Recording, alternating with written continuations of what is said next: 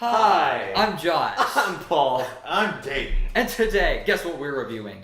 Hellfest. It's spoopy season. We are Yes. spoopy pumpkins. All the spoopy movies are coming out. What a better way to start the spoopy season than by watching a slasher movie. A gaggle of horror stereotypes go to a traveling theme park called Hellfest. And it's supposed to be this really spooky... Spoopy, if you would. Yeah, spoopy horror experience, which there have been previous murders at, but everyone kind of overlooks that. This hoodie man that kind of wanders in, starts killing people. Okay, so I liked this movie. Me too. Yeah. Me too. I enjoyed it. I went in expecting not to like it because I don't really like slasher movies, but I was pleasantly surprised coming out. It was a very enjoyable experience. I'm pretty easy to please when it comes to slashers. As long as I care enough about the characters that I don't want them to die. I enjoy suspense. I enjoy the creative ways people can die. You don't want any of the characters to die, but when they do, it's like, okay. You aren't hung up on any of their deaths. You're just like, all right, moving on. But you care about them enough so that when they're in danger, it's still suspenseful. I was afraid it was going to take itself too seriously, and that's why it was going to be stupid. It did take itself seriously, but it actually knew exactly what points to hit in order for the audience to take it seriously as well. You buy into it. Yes. Yeah, it took itself as seriously as it needed to in certain moments, but then there were other parts where it was like, we get it. This is kind of stupid. I think the R rating definitely really saved this movie. If it wasn't rated R, it'd probably been horrendous. Just the brutal ways some of the characters die. I think it heightens the scares because you're like dreading what's actually about to happen because you know they're going to show it. It's graphic, but it's not graphic for a long amount of time. They don't focus on that. You see it long enough for you to process what you just saw, and then it cuts away and it's like, okay then. Which I think was a benefit to it, because if it had just shown it, then it might not have been as effective as it just flashed on screen for a second. We see it, we recognize what's happening, we move on. The killer, what's he called? The Other? The Other. He's not invincible. He's not like Michael Myers or Jason. He's definitely clearly mortal because sometimes he'll be attacking someone and it doesn't work the first time. It's just lengthening out the violence. What creeped me out the most is that it almost humanizes him. It makes you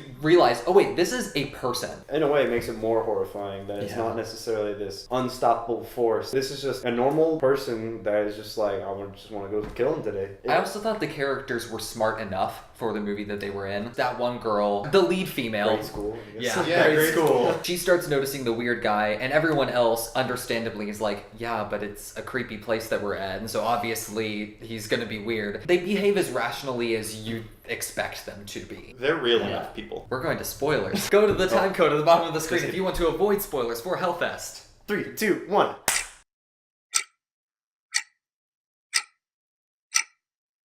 So, welcome to spoilers. Hi. Spoiler fest, as we'll call it. Yes. How many brutal ways do characters die? Dude gets his head bashed in with a mallet. Well, first a handle to the throat and caved in. That's the worst. Yeah. You hear him choke on air for so long. So one character, the killer attempts to decapitate her with a guillotine, but it's a guillotine that's used in like the performance of the show. So it's not exceptionally sharp, and it just cuts into her neck a little bit. And so he resets the guillotine, which I think is what you're talking about, the humanizing moment. You see him literally struggle with that for like a minute. It's like, oh, this is gonna be Yeah, slow. and after he notices it doesn't cut her head off, he like looks at it and you come to the realization with him, oh, this blade's not that sharp. Better do it again. In that moment for me, I was like, no, I don't like this. This is not good. What bugged me is she manages to escape, and then they kill her 30 seconds later. What annoyed me the most is how quickly she got out of the binds. I was like... The main actress gets ooze on her, so she's in the bathroom. She's blow drying it, and the killer just appears out of nowhere. And like, does he actually touch her? No. I thought he actually touched her hair. I was like, you're dumb, lady. Yeah. And then when the camera cuts back to him, he's not there. There's also the cross my heart and hope to die, stick a needle in my eye. That was brutal, where he just like slowly gets a needle in his eye and then shoved into his brain. It was a sneak peek of what Mission Impossible 2 could have turned out to be. The ending I thought was pretty suspenseful. It's cool how they had to backtrack and they stepped over the lasers. Yeah. That was one of the points where I was like, okay, you're actually smart individuals. And that's how they both survived. Yeah, because... Including the black character. Yes, this movie broke a stereotype. I thought the first person who was gonna die was the black best friend. It gets to a very tense moment, and the entire time I was thinking, movie, don't do this. And then it didn't, and I was very happy. Speaking of humanizing the other, the ending, he like puts the mask away in his home and then like goes upstairs, and then there's like a child. She's just like, Daddy! And like goes over and hugs him, and he's like, I got you a little toy. Hey, he got stabbed, so she definitely was like head level with a stab wound. But also, if you look on the coffee table, she had like a trick-or-treating bucket, and and we were trying to figure out if he was married or a single father. It seemed to me like she was out trick-or-treating. I guess she could have gone with like friends. I don't know, maybe he does have a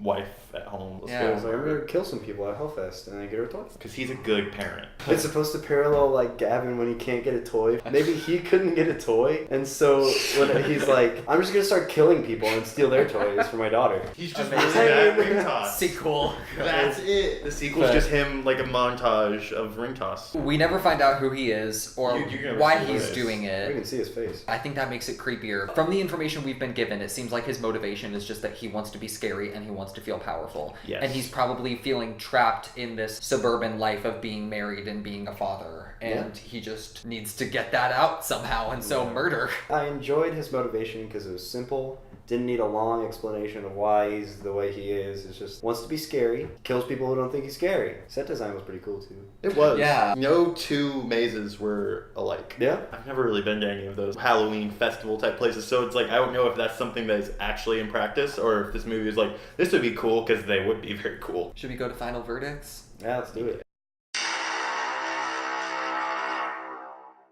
I give this movie a solid 5 out of 10. You know, it's still fun, but That's a good I think it's a very average slasher. But that's fine. It's just a good average slasher. I don't think this movie is exactly redefining the horror genre, but it uses its premise to its advantage and is clever enough with it to be really fun. So I will give it a 7. As someone who is not really a fan of horror movies, but went to this not knowing what to expect, I enjoyed it more than I was expecting. To the point where they're saying, you know, it's not redefining. I don't know enough about the genre to see if it is. I wouldn't say it was. If someone who likes horror movies asked me, should I go see this? I would definitely say, yeah, go check it out. So I'm gonna give it like a 6, probably. Yeah. So the final verdict for Hellfest is a 6. If you're a horror fan, I think you would like this. You would enjoy it. Well, happy spoopy season. What did you think of Hellfest? If you saw it, be sure to let us know in the comments. Also, like and subscribe. Peace out. Hey guys, thanks for watching. Click here to subscribe and click here to watch our last video. Also, follow our Instagram account, link is in the description. Also, my Letterboxd account is in the description. Thanks for watching. Peace out.